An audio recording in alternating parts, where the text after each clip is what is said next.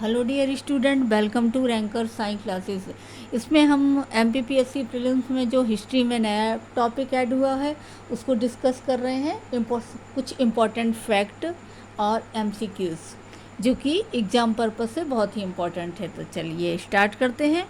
26 नवंबर 1949 को भारतीय संविधान अधिग्रहित किया गया। यह विश्व का दूसरा सबसे बड़ा विस्तृत संविधान है। इसमें 395 अनुच्छेद तथा मूल संविधान में 8 अनुसूचियाँ थी और जो अभी 12 हैं। 14 नवंबर 1889 ईस्वी को जन्मे पंडित जवाहरलाल नेहरू भारत के प्रथम प्रधानमंत्री थे। उन्होंने शांति, लोकतंत्र, धर्मनिरपेक्षतावाद, विज्ञान तथा समाजवाद के 5 रास्ते अपनाए थे। उनका आधुनिक भारत का दृष्टिकोण लोकतंत्र तथा समाजवादी लक्ष्यों पर आधारित था, इसलिए पंडित नेहरू को आधुनिक भारत का निर्माता माना जाता है। पंचवर्षीय योजना तथा नियोजित औद्योगिकरण। 15 अगस्त 1947 ईस्वी को भारत जब स्वतंत्र हुआ, राजनीतिक रूप से भारत एक नवीन युग के द्वार पर खड़ा था। नवीन संविधान ग्रहण करने के पश्चात भारत सरकार ने मार्च 1950 में देश की सामग्री, पूंजी तथा मानवीय संसाधनों को आंकने के लिए तथा उनके प्रभावी व संतुलित उपयोग के लिए एक योजना आयोग का गठन किया था। प्रथम प्रधानमंत्री जवाहरलाल नेहरू इसके अध्यक्ष थे। योजना आयोग का अध्यक्ष हमेशा प्रधानमंत्री ही होते हैं।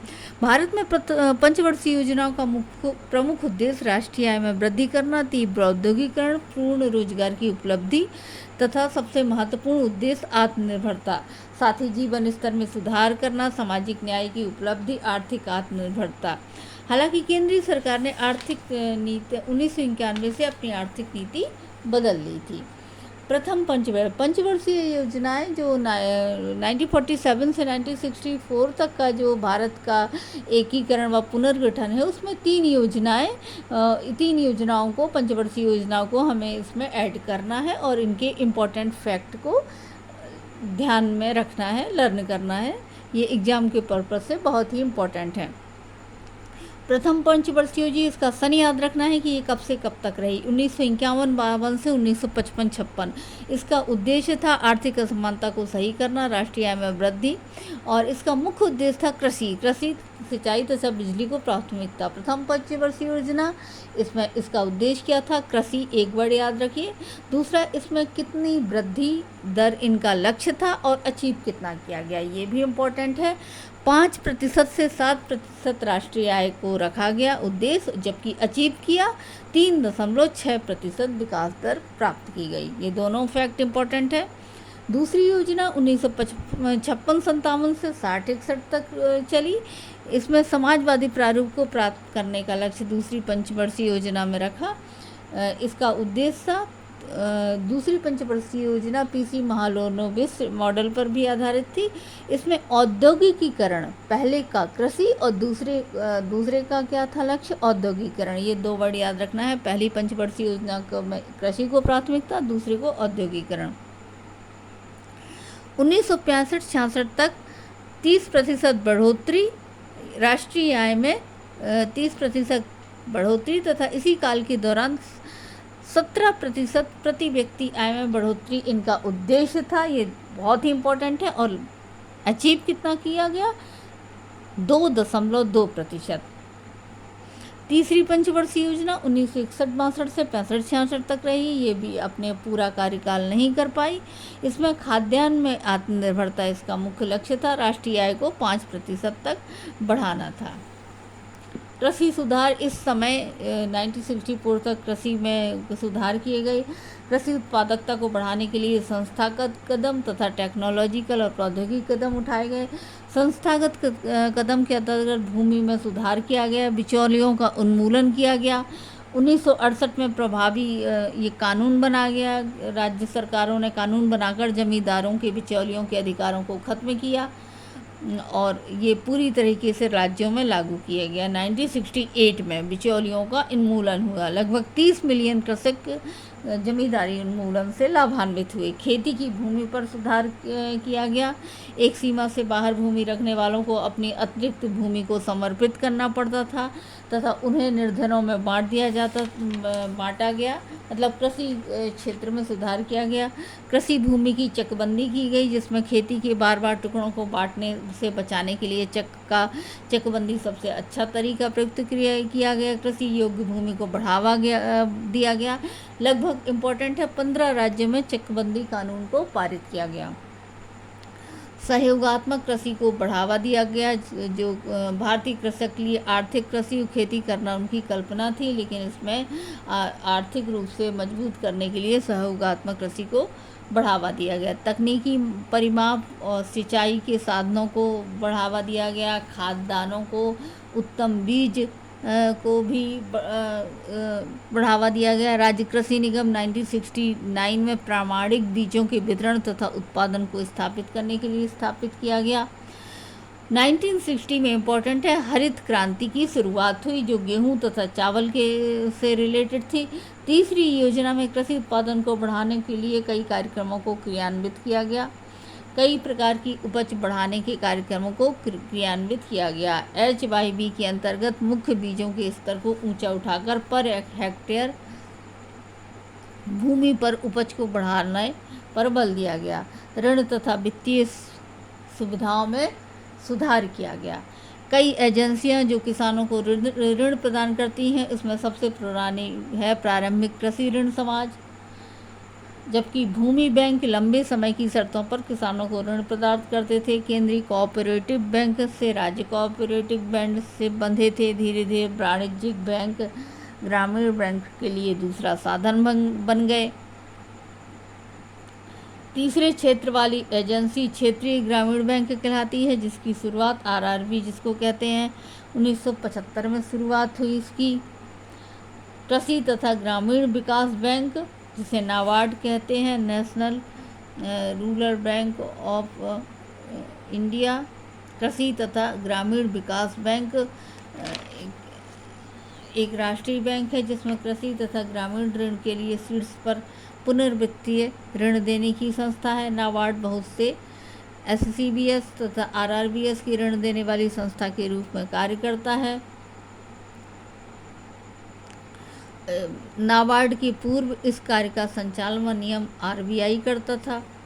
विदेश नीति, भारत की विदेश नीति का निर्माण भारत के प्रधानमंत्री जवाहरलाल नेहरू के निर्देशन में हुआ।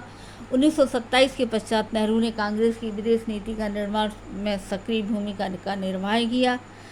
यह विदेश नीति का पहला कदम था। इसमें घोषित किया गया कि भारत के साम्राज्यवादी तथा किसी भी युद्ध में भारत को भाग नहीं लेना चाहिए। 1920-30 के बीच भारत की विदेश नीति का यही स्वरूप था। 1930 के दशक में जर्मनी, इटली तथा जापान ने स्वयं को साम्राज्यवादी आक्रमणों के विरुद्ध संयुक्त किया तथा साम्राज्यवाद की भारत ने खुलकर आलोचना की। कांग्रेस की ओर से नेहरू ने कई अंतर्राष्ट्रीय सम्मेलनों में भाग लिया, जिसमें 1926 का ब्रुसेल्स सम्मेलन प्रमुख था। इसमें साम्राज्यवाद का विरोध किया गया। स्वतंत्रता के बाद भारत की विदेश नीति के प्रथम नीति निर्धारक नेहरू बने। उनके निर्देशन में गुटनिरपेक्षतावाद की नीति को प्रोत्साहन दिया गया, जिसे मिस्र के नासिर, इंडोनेशिया के सुकर्णो इम्पोर्टेंट है, यूगोस्लाविया के जैसप ब्रीज टीटो का समर्थन प्राप्त था। 1947 के प्रारंभ में भारत की प्रारंभिक स्थिति में दिल्ली में एशियाई संबंधों का सम्मेलन हुआ, जहां स्वतंत्र भारत की विदेश नीति के सिद्धांतों की घोषणा की गई, जिसमें 29 देश के प्रतिनिधियों ने भाग लिया। पंडित नेहरू ने 1955 में बोदांग में बाडुंग, जिसको कहते हैं, अफ्रो एशिया सम्मेलन में भाग लिया तथा वहां गुटनिरपेक्ष नीति का प्रचार किया। इम्पोर्टेंट है, इसमें इस सूची में आर्थिक तथा सांस्कृतिक सहयोग, मानवीय अधिकारों तथा आत्मनिर्णय के लिए सम्मान तथा विश्व शांति तथा सहयोग की वृद्धि को सम्मिलित किया गया। गुटनिरपेक्षता का तात्पर्य है किसी भी गुट में सम्मिलित ना होना। उस समय अमेरिका व रूस दो गुट थे, तो भारत और भारत के साथ कई अन्य देशों ने यह डिसाइड किया कि हम किसी भी गुट में शामिल नहीं होंगे और अपनी अलग से नीति बनाएंगे। भारत किसी भी गुट के प्रति उपेक्षा भाव नहीं रखते था। इसकी ये दो शक्ति थी, यूएसएसआर, मित्रवत संबंध बनाकर उन्हें आपस में निकट लाना इनका उद्देश्य था।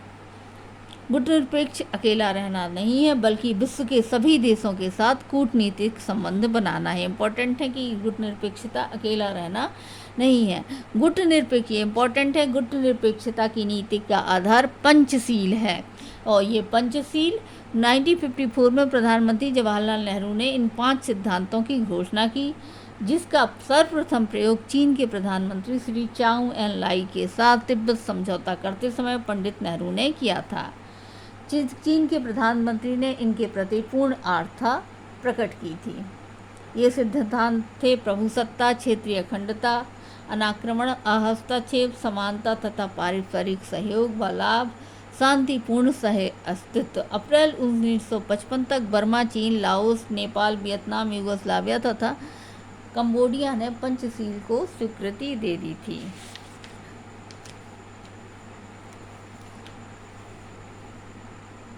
लेकिन अक्टूबर 1962 में होने वाली घटनाओं ने गुट निरपेक्ष आंदोलन को एक गंभीर चुनौती दे डाली, क्योंकि 1962 में चीन ने आक्रमण किया। उसके पहले वो पंचशील समझौते के पक्ष में था और नेहरू के साथ, लेकिन उसने ये कदम उठाए। चीन के भारत पर आक्रमण करने से अब ये माना जाने लगा कि गुट निरपेक्षता की शीघ्र रक्षा मांगों के साथ बांधा जाए, जिससे इसका उद्देश्य पूरा होगा। चीन के साथ संबंध। गुट निरपेक्षता को नैम कहते हैं, नॉन एलाइज मूवमेंट इंग्लिश में। 1962 तक भारत के चीन के साथ संबंध मित्रवत रहे थे, लेकिन 1947 में भारत की सरकार ने तिब्बत से सीमोत्तर अधिकारों को उत्तराधिकार में प्राप्त किया। तिब्बत का प्रश्न चीनी नेता माओ त्से तुंग ने प्रथम जनवरी 1950 को उठाया और घोषित किया कि चीन की जनवादी मुक्ति सेना का मुख्य लक्ष्य तिब्बत की 30 लाख जनता को साम्राज्यवादी चंगुल से मुक्ति दिलाना है। और 1950 अक्टूबर में चीनी सेनाएं तिब्बत में घुस गईं। तिब्बत के नेताओं को पेचिंग के समक्ष नतमस्तक होना पड़ा, और 23 मई इम्पोर्टेंट है 1951 को उन्होंने पेचिंग सरकार के अनुसार एक संधि पर हस्ताक्षर किए, और 8 वर्ष पश्चात तिब्बत के धार्मिक और राजनीतिक नेता दलाई लामा को ल्हासा से भागना पड़ा और उन्हें भारत में शरण लेनी पड़ी। ये इम्पोर्टेंट है। भारत ने 29 अप्रैल 1954 को चीन से एक संधि की तथा प्रथम बार स्वीकार किया चीन ने कि तिब्बत चीन का क्षेत्र है।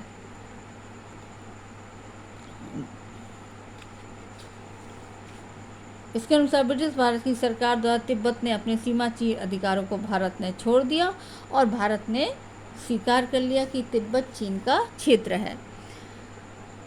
भारत चीन संबंध सामान्य नहीं रहे। परिवर्तन जब आया तब चीन की सेनाओं ने भारत की सीमाओं में गैर कानूनी ढंग से प्रवेश किया।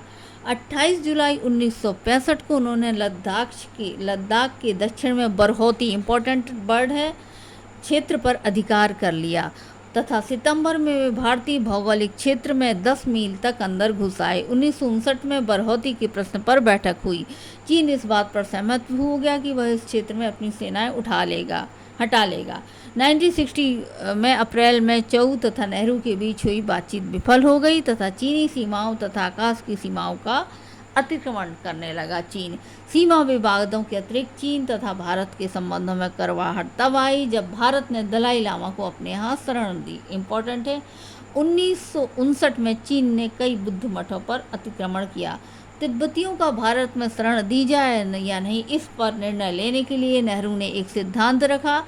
30 मार्च 1952 को प्रधानमंत्री नेहरू ने लोकसभा में कहा कि लोगों का एक बड़ा समूह जो भारतीय सीमा को पार कर भारत में प्रवेश करेगा, जिसकी अनुमति भारत नहीं देता, तथा यद्यपि दलाई लामा सहित उनकी बौद्ध मतानुयायियों ने भारत में प्रवेश को स्वीकृति दे दी गई। 10 अक्टूबर 1962 को इम्पोर्टेंट डेट है।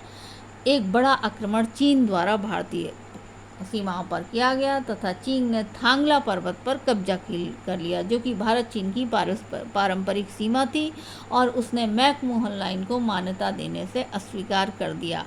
8 सितंबर 1962 तक अपनी सीमा को मानने को वो तैयार नहीं था और उसकी सेना वहाँ तक पहुँच गई। विषयों को सुलझाने के युद्ध समाप्त करने की घोषणा के पहले ही चीनी सेना भारत के अंदर तक आ गई। भारत की आंतरिक स्थिति पर इसका बहुत प्रभाव पड़ा।